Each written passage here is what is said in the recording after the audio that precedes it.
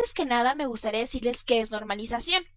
Normalización es el proceso de simplificación de datos y tenemos varios objetivos para normalizar bases de datos, que es tener almacenado con el menor espacio posible, eliminar datos repetidos, eliminar errores lógicos y tener nuestros datos ordenados. Muchas veces, si nosotros no normalizamos nuestras bases de datos, vamos a ocupar muchísimo espacio con nuestra base de datos. De igual manera, vamos a tener datos que van a estar repetidos, por lo que eso no va a ser óptimo. La normalización nos va a servir para optimizar nuestra base de datos, para ocupar el menor espacio posible y, por supuesto, tener los datos necesarios para no repetirlos. Vamos a organizar nuestra base de datos de tal manera que los datos no se repitan, pero de igual manera permanezcan relacionados. Y por supuesto no perdamos información. Existen varias como niveles para normalizar nuestra base de datos. Existe la primera forma normal, la segunda forma normal, la tercera forma normal, la forma normal Voice Code, la cuarta normal y la quinta forma normal. Nosotros vamos a llegar a ver hasta la tercera forma normal, porque por lo general hasta esta forma es hasta donde se normalizan las bases de datos, porque en esta forma ya tenemos una base de datos bien estructurada, sin datos repetidos y estamos optimizando el espacio. Algo muy importante que nos debe de quedar muy claro y no debemos de olvidar cuando normalizamos es que la simplificación debe darse sin que haya pérdida de información. Bueno, vamos a empezar con la primera forma normal. Aquí yo les tengo un pequeño ejemplo en donde tenemos una base de datos. Es una base de datos en donde tenemos los datos de un alumno, la materia que cursa y la carrera que también está cursando. Tenemos los datos principales del alumno, que es su nombre, su dirección y su teléfono. De igual manera la materia, el número que corresponde a la materia y su carrera. Al alumno lo identificamos mediante una matrícula. Esta sería una base de datos no normalizada, ya que si nos fijamos tenemos redundancia. Existe repetición de datos en esta base de datos. Si nos damos cuenta, podemos ver que la matrícula 1 se repite 3 veces, con sus respectivos campos, como el nombre, Sergio se está repitiendo 3 veces, la dirección se está repitiendo 3 veces, etc. Entonces, tenemos que identificar, la primera forma normal se trata de identificar los grupos de repetición. Nosotros ya los identificamos, es matrícula, nombre, dirección, teléfono y la carrera. Ahora, ¿cuál es el campo o cuáles son los campos que nos están generando esa redundancia? Pues es la materia y el número de materia. Si se dan cuenta, la materia y el número de materia son el único dato que no cambia en la repetición. Por ejemplo, en nuestro primer registro tenemos 1, Sergio Poblados 2, el teléfono y tenemos base de datos, el número de materia 1, 2, 3. En el siguiente registro, que es exactamente igual, lo único que cambia es la materia y el número de materia. Y en la siguiente ocurre exactamente lo mismo. La materia y el número de materia es lo que cambia dentro de nuestro registro. Es por ello que lo que vamos a hacer es separar esto en dos tablas, es decir, dejar matrícula, nombre, dirección, teléfono y carrera en una tabla y poner por otra tabla aparte el número de materia y la materia. Quedaría de la siguiente manera. Tenemos normalizado hasta la primera forma normal, nos quedaría algo así nuestra base de datos. Tendríamos la matrícula, el nombre, la dirección, el teléfono y la carrera como una tabla. A esta tabla la podríamos llamar alumno. Y por otro lado tenemos la tabla que es materia, número de materia y matrícula. A esta tabla la podríamos llamar alumno materia o algo por el estilo. ¿Por qué decidí poner aquí la matrícula si yo les dije que íbamos a dividir en dos tablas nuestra tabla principal? Bueno, porque si yo no pongo aquí nuestros campos de matrícula, vamos a perder la relación entre el alumno y la materia. Es decir, yo tendría dos tablas aisladas, una de alumno y otra de materia. Para que éstas se relacionen, necesitamos tener la matrícula del alumno para saber qué alumno está cursando qué materia. Por ejemplo, aquí con la matrícula 1, yo sé que el alumno con matrícula 1 está cursando la materia base de datos. ¿Y quién es el alumno con matrícula 1? Bueno, pues si me voy a la tabla alumno, puedo ver que la matrícula 1 corresponde a Sergio. Entonces, hasta aquí ya tendríamos hasta la primera forma normal. Para entender un poquito la segunda forma normal, vamos a ver dos tipos de dependencias, que se llama dependencia funcional y dependencia transitiva. La dependencia funcional se trata que vamos a tener varios atributos, por ejemplo, en este caso pongo A, B y C, donde A va a ser el atributo primario, va a ser, por ejemplo, la clave primaria, la primary key. Y B y C dependen funcionalmente y totalmente de A. Es decir que B, para que exista B, necesita existir A. Y para que exista C, necesita existir A.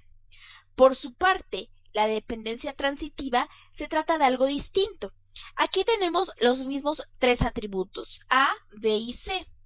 Pero tenemos que A es la clave primaria, la primary key. Ahora, B depende total y funcionalmente de A, pero C depende de B. Entonces, aquí estamos generando una dependencia transitiva, porque pese a que C depende de B, como B depende de A, C tiene una dependencia transitiva con A. No es una dependencia directa, sin embargo, es una dependencia transitiva, ya que B depende funcionalmente de A.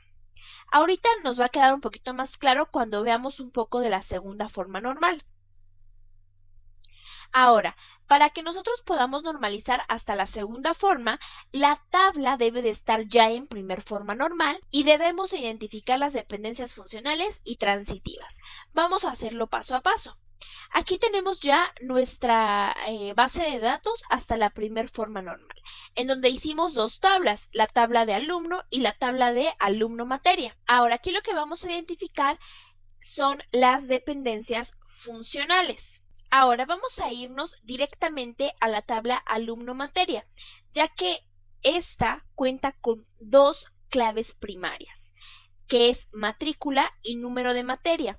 Nosotros sabemos que las claves primarias por lo general son códigos que identifican al atributo que queramos, al que queramos hacer referencia en esa tabla. En este caso, matrícula, si lo queremos ver un poquito más adelante, sería una clave primaria que en este momento está actuando como clave foránea. Y número de materia sería una clave primaria. Pero número de materia hace referencia obviamente a materia, es la clave primaria de materia.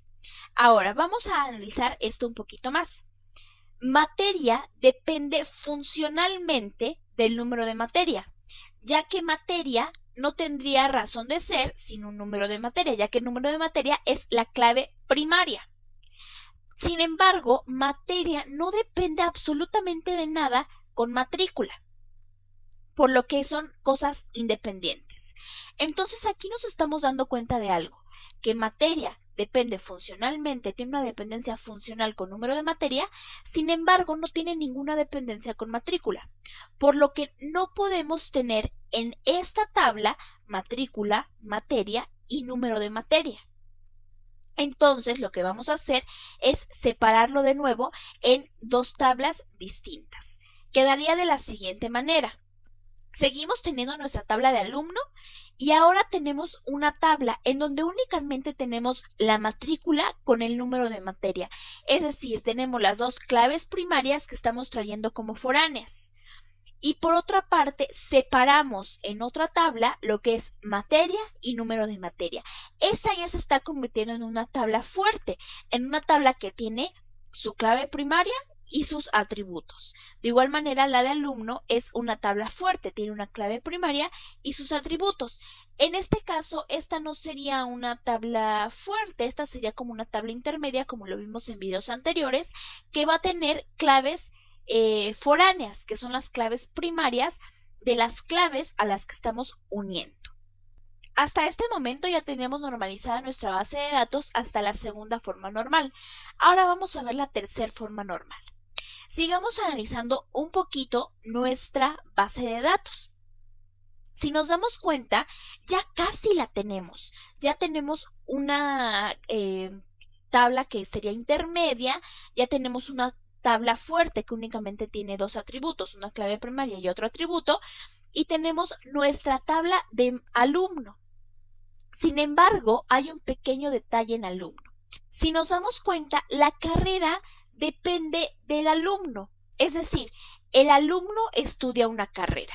Entonces, podríamos decir que esa es la razón de ser de la carrera en esta tabla. Sin embargo, el nombre del alumno no es una clave primaria. Recordemos que las dependencias funcionales y transitivas se deben de analizar sobre claves primarias. Siempre debe de haber atributos que dependan de claves primarias únicamente. Entonces, el alumno, la clave primaria del alumno es la matrícula. Entonces estamos teniendo una dependencia transitiva entre carrera y matrícula. Lo que tenemos que hacer ahora es sacar carrera de esta tabla y ponerla en otra tabla aparte, de la siguiente manera.